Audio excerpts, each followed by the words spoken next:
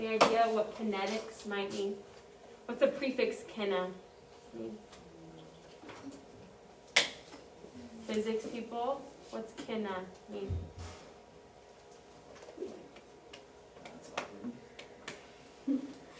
Kinematics, kinetic energy. Kina means motion. That's it. Kina means motion. Okay, kinematics equations in physics talks about how fast, how far, how long did it take, right? It takes about it's basically where did this object go in motion. We talk about kinetic energy. We talked about kinetic energy in molecules, right? How much energy do they have in motion, right? So kina just means motion. So when we talk about chemical kinetics, we're really talking about how fast are these reactions happening. So we're going back to chemical reactions a little bit. We spent a lot of time in chapter 8 dealing with molecular structure and electrons. Now we're moving back into kind of the chemical reaction space, right? Less dealing with individual molecules and their structures, and now back into full chemical reaction. So back into like mole ratio discussions and things like that, okay? So when we talk about chemical kinetics, it's all really about how quickly a reaction is taking place, how the concentrations of those molecules are affecting the reaction and their rates, and things like that. Okay, so what we're going to start with first is something called a reaction rate. Reaction rate. Okay, and so we need to know, or we need to be thinking about, what does the term rate mean? Right? What does it mean to be a rate?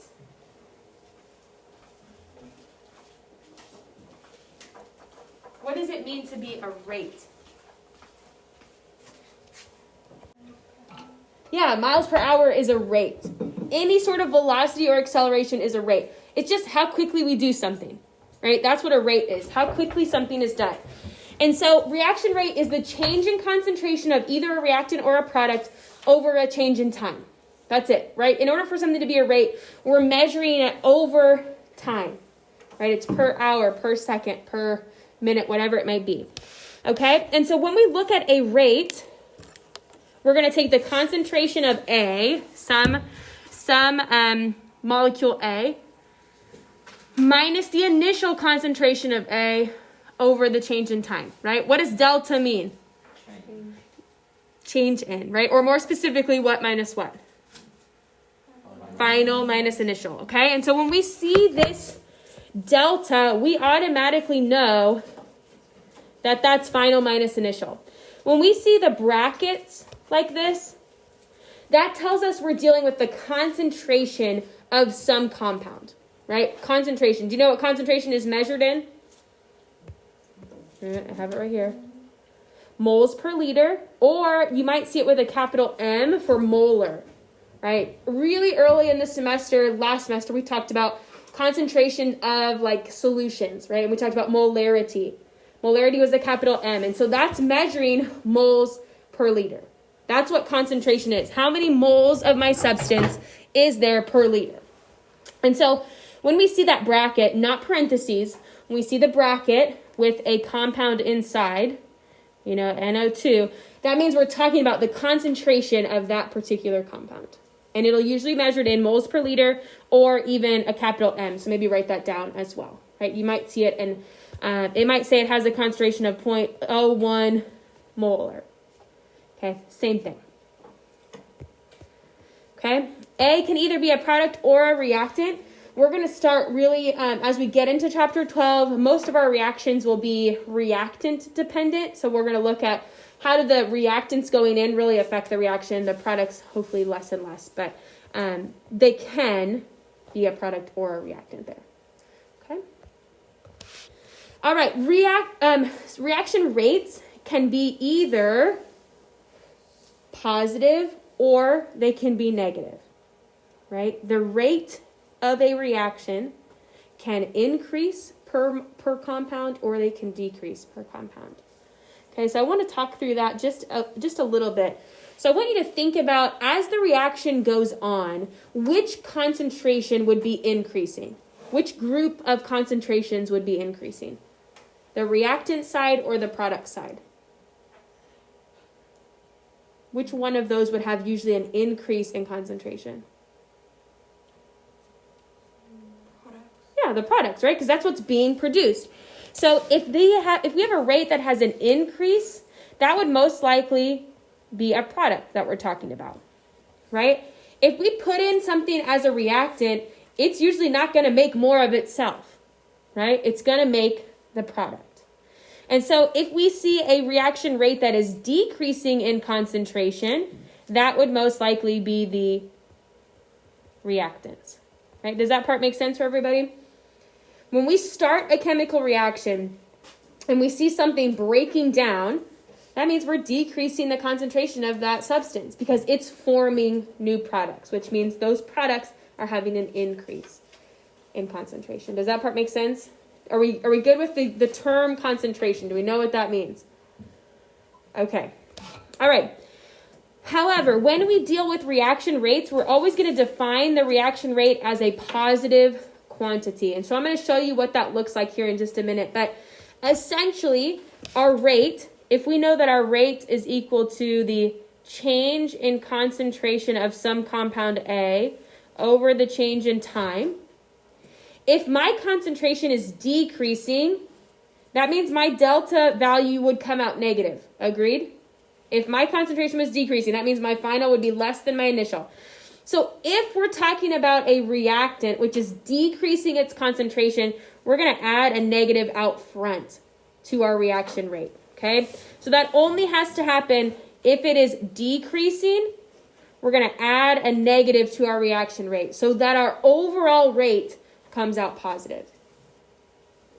Okay, we're going to do an example of what that'll look like here in just a second. But essentially, if we have a compound that's decreasing in concentration, we add a negative out front so that when this whole term comes out negative, now I've got a negative times a negative, which will give me a positive overall value. Okay? Okay, so I'm going to look up here. Your book uses this decomposition of NO2 here as kind of an example throughout this first section. So I'm going to pull up this data and this reaction here so you can look at that. And I think I have all of this data in your table, in your notes as well. Okay. So I wrote the reaction just bigger because it's a little bit hard to see, but these reactions are both the same. I just wrote it bigger over here. We have NO2. That's our only reactant. It's breaking down to form two different products. Agreed? Right? What kind of reaction is that? Remember what that's called? Yeah, decomposition, right? Decomposition is where it's breaking down into two smaller compounds. So this is a decomposition reaction. We see NO2 breaking down to form NO and O2. And so this is just a data table that's been collected as time goes on, right? From 0 seconds, 50 seconds. As time goes on, here are the concentration of our individual compounds, right? These are the reactants. This is a product. This is a product. Okay? So do you see that the initial concentration of both of our products is 0? Does that make sense? Right? Before the reaction starts at T equals 0, it should make sense that the only thing we have present is a reactant. But as the reaction goes on, you'll see a decrease in our reactant concentration, and you'll see an increase in our product concentration. Okay, so do you see that kind of sliding scale? As the reaction moves, we obviously get more and more product, and we lose more and more reactant. Okay, so I'm going to show you this now in a graph form. This is the same data, now just put into a graph. Okay, this graph shows all three of our compounds, NO2, which is the green line.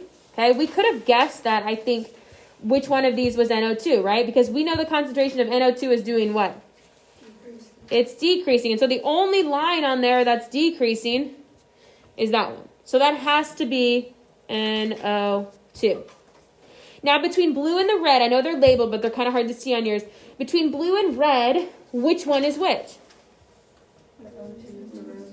The O2 is the red. Very good. And how do we know that? Yeah, it only has one. Its mole ratio is only a 1 right there, right? And so what that means is that it's really being produced at half the rate that NO is. right? Because its mole ratio is half of NO, it's really being produced at half the rate of that. Does that kind of make sense? Do you see that relationship that's happening?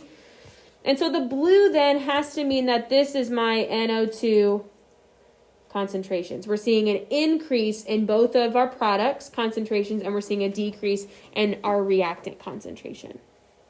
Okay, does that make sense on how we read that graph? We're going to talk a little bit more about some numbers on there in just a second, but let's go back to the data table. I think I have it on the next slide for you as well. And let's actually calculate the average rate at which NO2 changes over the first 50 seconds. This is really important here. We're going to talk about two different rates today. The average rate is different than what we're going to do next, which is called the instantaneous rate. So this is average. And so what that means is that we're going to calculate the average rate of change for NO2 over the first 50 seconds. Does that mean it changed at that rate constantly the whole time? No. If we go back and look at our graph, the first 50 seconds is, first 50 seconds is here to here. Is that a straight line? No. It's got a really steep reaction rate, really steep, then it kind of starts to level out, right? It's not changing at the same rate the entire 50 seconds, but we're just going to calculate the average, okay?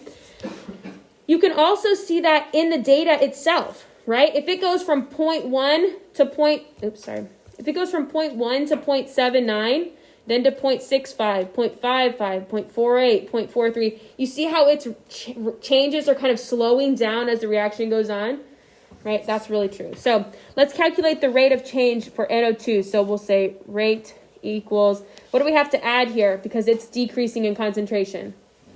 We add the negative, then we'll go change in, so final minus initial over time, which is 50 seconds.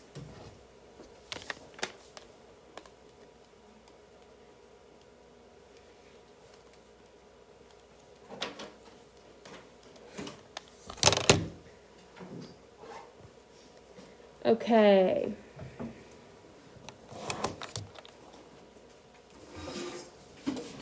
What did we get?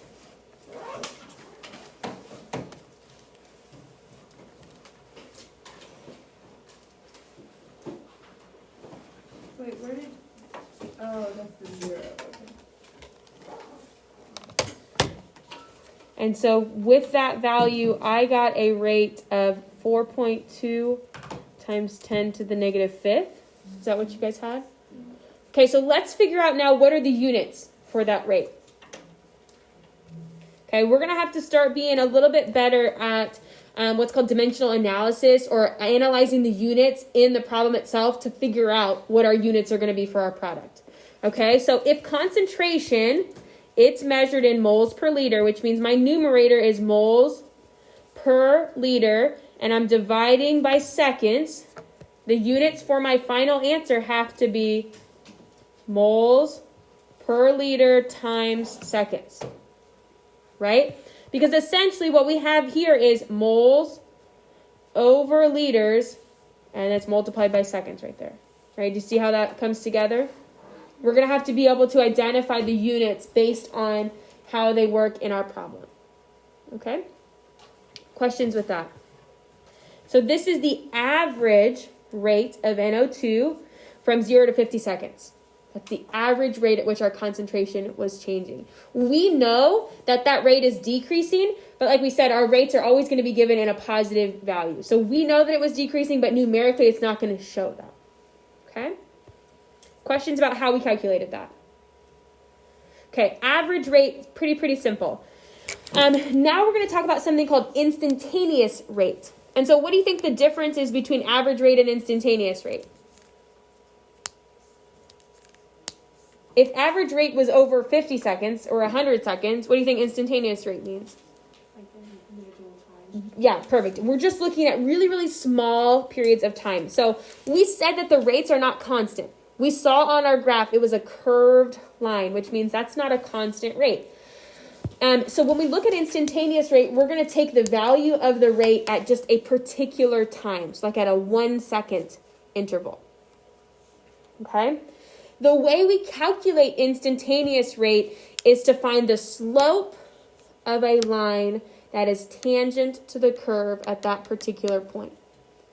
Okay, and so does any of that sound familiar to us? A line tangent to the curve, have you heard that term before? Okay, if you're calculus or pre-calculus, maybe you have so far, but if I have a slope, I'm just going to draw kind of a rough sketch here. If I had a slope, and here was the point I wanted to identify. A line that goes tangent to the curve would look something like that. Okay, it would be like if my point were released from its curve right there, what direction would it fly off? Straight, right? Does that kind of make sense? There's a more sophisticated explanation for that, I'm sure, but that's essentially what the tangent to the curve line is. It's a straight line based on that one particular point. If I had a point that was up here, my line tangent to the curve would look something like that. Right? It would look a little different. It just kind of depends on where that point is. And so that information, that tangent line, it'll have to be drawn for you. It's not something that you're going to have to draw and calculate yourself, right? What will happen is you'll have this tangent line, and then it'll tell you kind of the rise and the run of that line, and you'll just calculate the slope. Does that kind of make sense? So I have that for you on the next slide in that original graph. I have it kind of squared over for you, but I do think it might be a little difficult for you to see those numbers. Can you see those on yours or not really? Okay, so this is calculating the instantaneous rate at 100 seconds for NO2. Involves calculating the slope from the tangent line. So here's 100 seconds, right? It's got this point right here. And it's got that tangent line drawn there. Does that kind of make sense? It's hard to see, I know, on your graph a little bit, but I'll tell you those numbers, right? There's your tangent line right there. Okay, and so it has the values calculated. It has the rise and the run calculated here.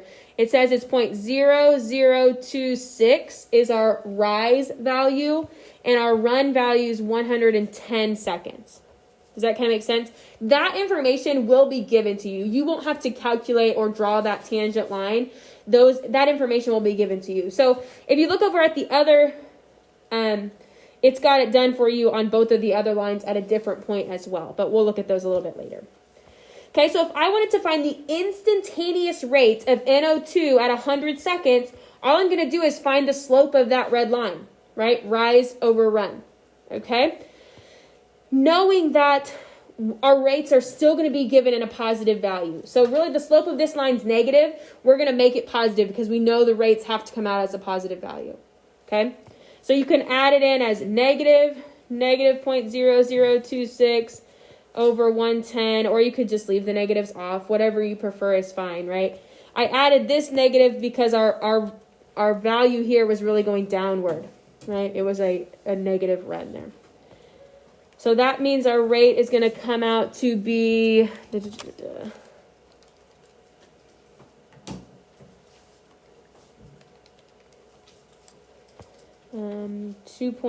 or 2.36 times 10 to the negative fifth. Okay, and so that all that's saying is that at exactly 100 seconds, this is the rate at which our NO2 is decomposing.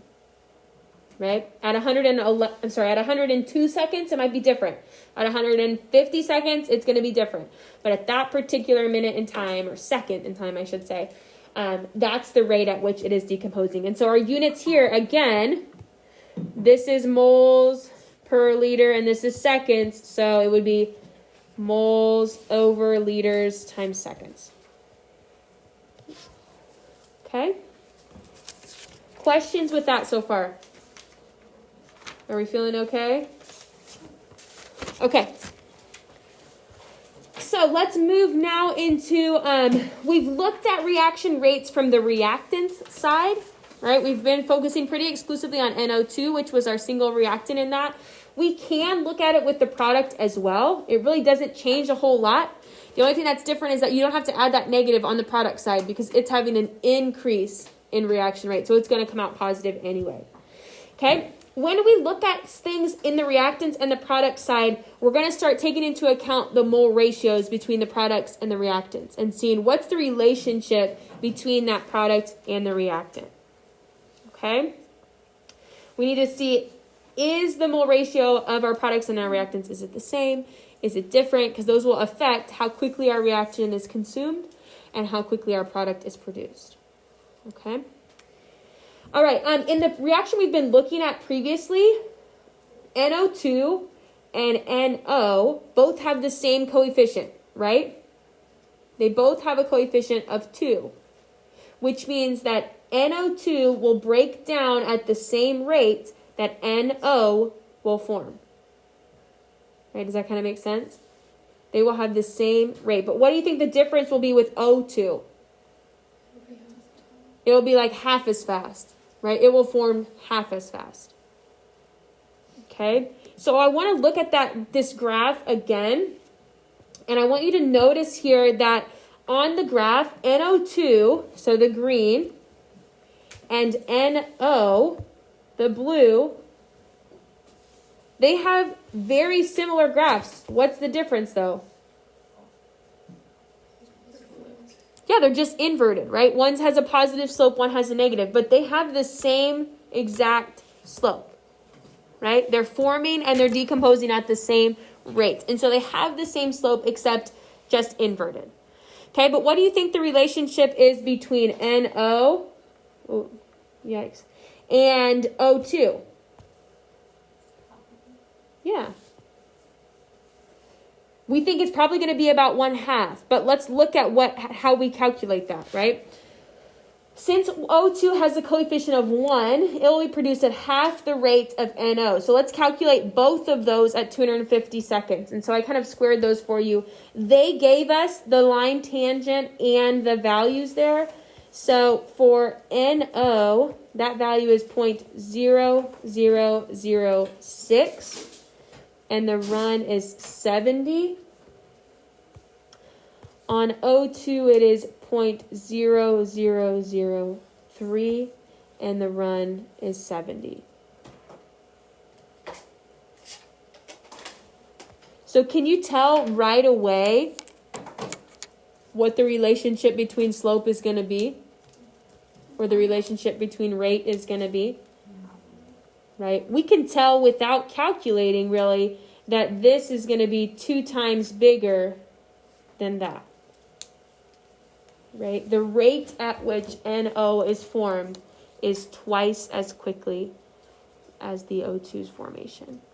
You can calculate those. I did actually in my notes calculate them, and I got 8.57 times 10 to the negative 6th.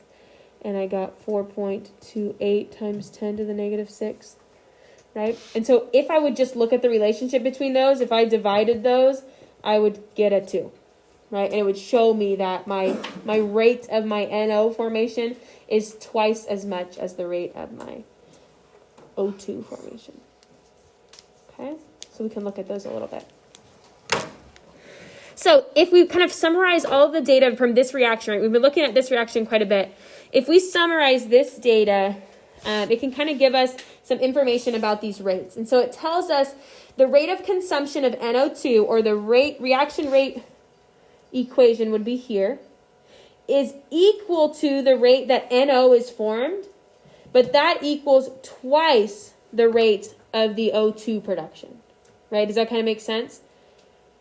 If I use just pretty numbers, right? Let's say that this forms at 2 moles per liter seconds. This would also be 2 moles per liter seconds. That means that this would have to be 1 mole per liter seconds, right? Because it'd have to be multiplied by 2 to equal those other guys. Okay? Those aren't realistic numbers, but this rate would have to be multiplied by 2 to equal the rate of those other ones, right? Okay, what questions do we have about reaction rates or things like that? Let me see if I had a reaction that looked like, I just want to throw this one out there real quick. if I had a reaction that was 3A plus 2B yields 3C, right? The reaction rate between like B and C, you would say like, you know, it's happening at a rate of 3/2, right? Or 3/2. That would be the reaction rate relationship between those two things. Or if you were looking vice versa, it would be like it's happening at 2/3 the rate of the other one. You can use those mole ratios to help you determine what's the relationship between the rates of those two different chemicals. That kind of makes sense? Okay, perfect. We have a short book assignment for today.